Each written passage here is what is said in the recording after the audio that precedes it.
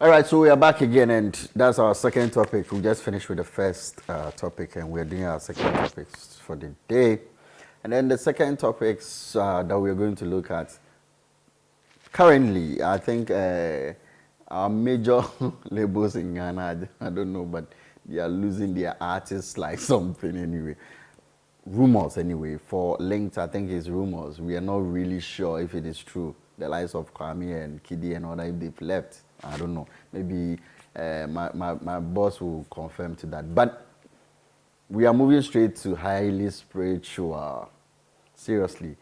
A lot of people are going. I remember there was a Kobna show. We had a discussion with Dr. Drew, and we were trying to like find out. He got angry anyway. He said, "Oh, it's rumor," but he's no more there anymore. Creamy is gone. And then the latest is the man on the phone. When I heard that guy too is gone, me I was like, oh okay, it's becoming a non, or it's becoming, or probably they think that at this point they want to move on. But I'm not sure that Lasmid is somebody who has gotten to a certain peak that would want to just leave a label just like that. Okay, rumors again. We've heard of 50-50, whatever it is that he wants KayWa to, share with him and all that. So basically the contract has to be reviewed, and he wants 50 out of everything that he comes out with. Maybe you have to confirm that one too for us, if it is true. You've heard some of these stories. As an industry person, when you sit back and then you hear how they are living like that, how do you take it? Well, let me start with the rumors first. Yeah. So in terms of links, Kwame and Kidi are still with links. They are still there, okay. I think the people who have left are, let's say, the managers. Okay. Echo, Albert, Okay. Richie's brother. Yeah. And then Vivian left last year. So Vivian okay. and Echo are now with highly spiritual music.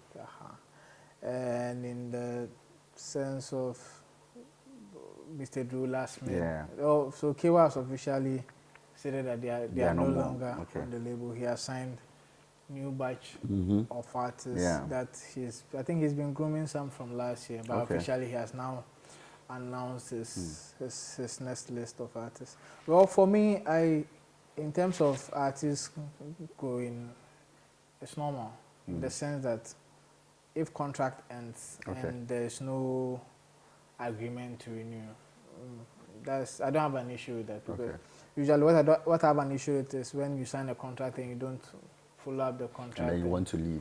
Yeah, that is where it becomes dicey for me. Because you sat down and signed the contract, so if you do the crime, you have to serve the time. Yeah. So because most of the times when they sign a contract, within a year or two they blow up, and then they wonder why I'm not making this money. Forgetting that if they didn't blow up in that same environment, same they didn't blow up in that 5 years, it is lost to the label. So it's always a gamble. Okay. So for that reason, I don't really mess with that. Okay. But in terms of his contract has ended and they move on, if they don't agree, and now they don't agree, it's normal. It's nothing that you have to take personal. It's just contract that has ended, because artists move all the time. It's not peculiar to just Ghana or Africa. It's just that Ghana is usually this guy hits now, then one left in people. That's where the issue is. Where the court systems usually be tedious, so we don't go through with it. Yeah, and we leave it like that. But people live in there, so even in the contract, there's a clause on how to live. So. Okay. Yeah, there's always a clause on how to end stuff for both parties. Just that people don't know that they can easily move like that when it comes to contracts. Once you fulfill whatever is in the contract, then you don't have any problem. Some can be paid a specific amount of money. If you pay, you are free. Nothing giddy, or you lose something. That's how it works. With this same rumors again, the 50-50, that is what we've heard that the guy is demanding. And looking at a label who is also investing, I don't think he would agree to that.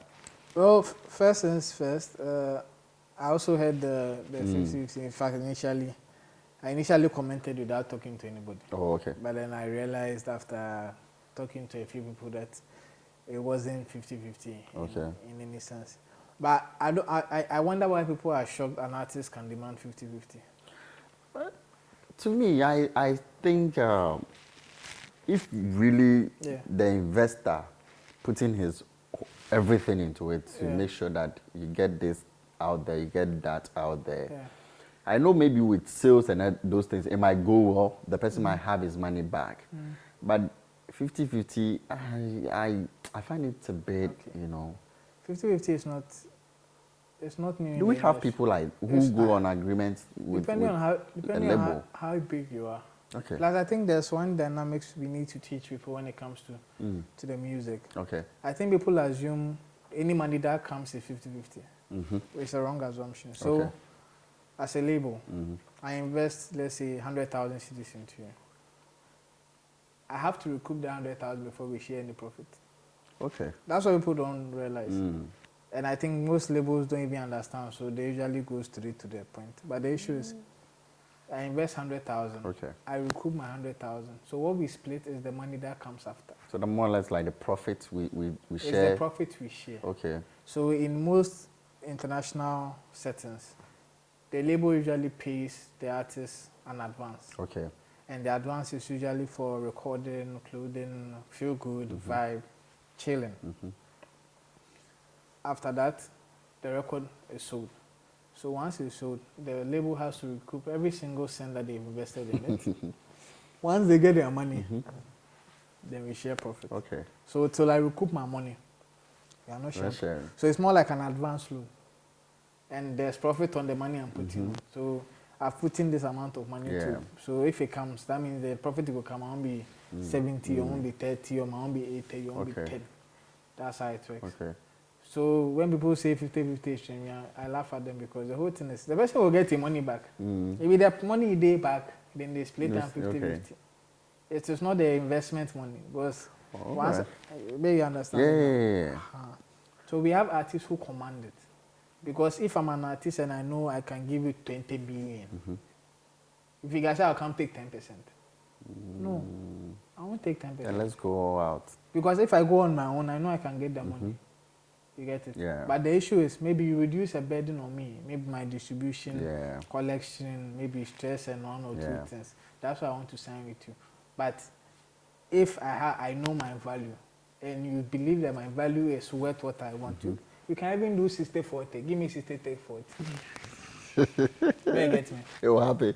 It will happen because we not be greedy people. Okay. And I think that's what most major labels do, especially when the artist grows and becomes bigger. Yeah. Because once you are big, if you leave me, I'm getting 0. Yeah.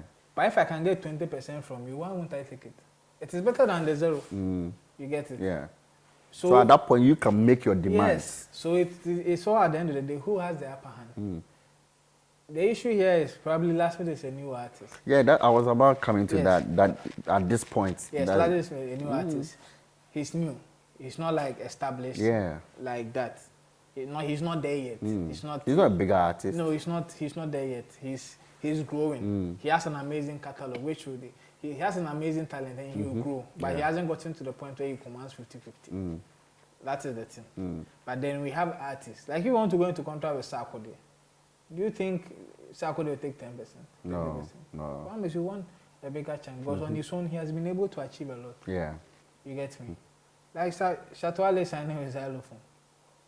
I don't even think it was 50-50. That deal that they did 1 year, 2 years and he ended and man got in big money, son getting it was more than 50. You understand me?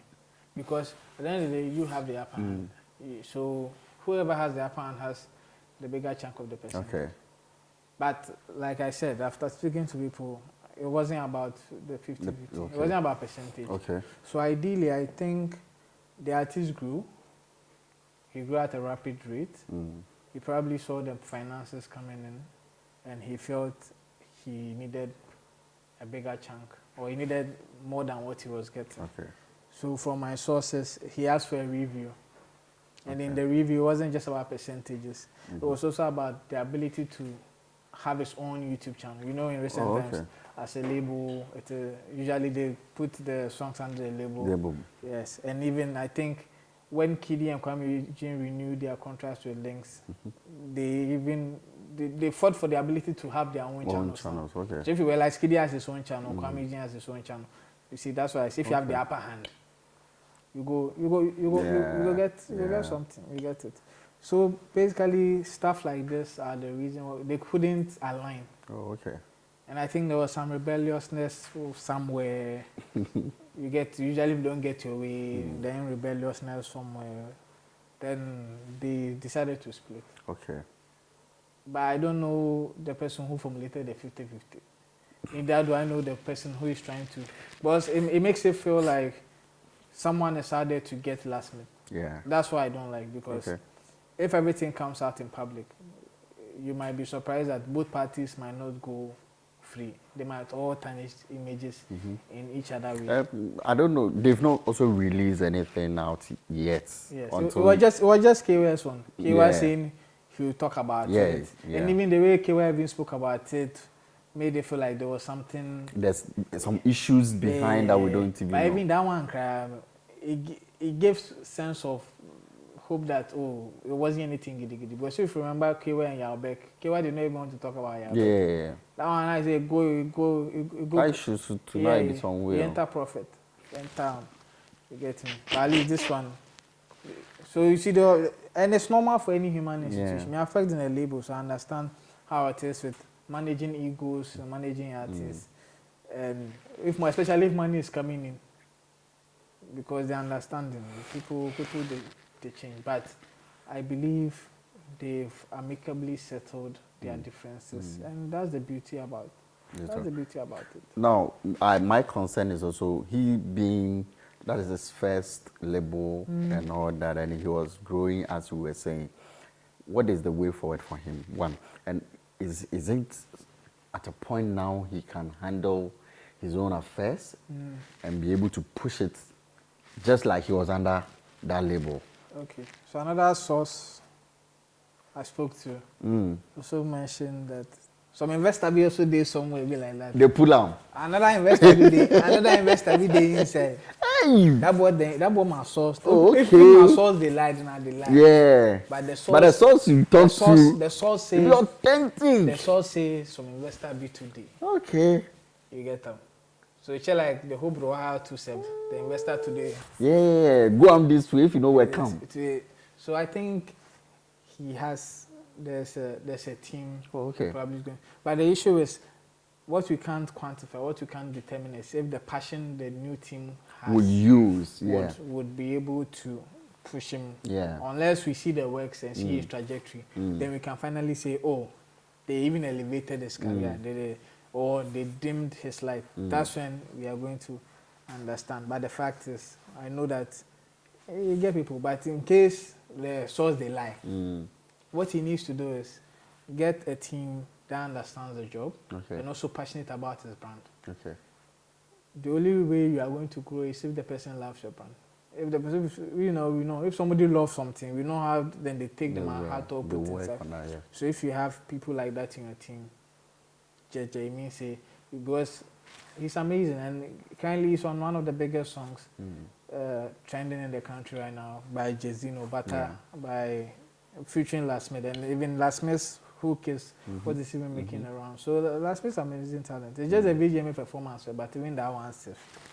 They say people are judging him on that. They say a bit technical issue, so I'm hoping people are judging him. But I'm hoping maybe I've judged him on that. Yeah, so I'm hoping to see another performance for him to reconvince me and bring my heart back. That it wasn't technical. Yes, that it was technical. It wasn't him. Otherwise, oh gosh, you get me. Yeah. But that's basically it. We still, as an industry, need to understand if an artist leaves a label, it's not a time. Okay.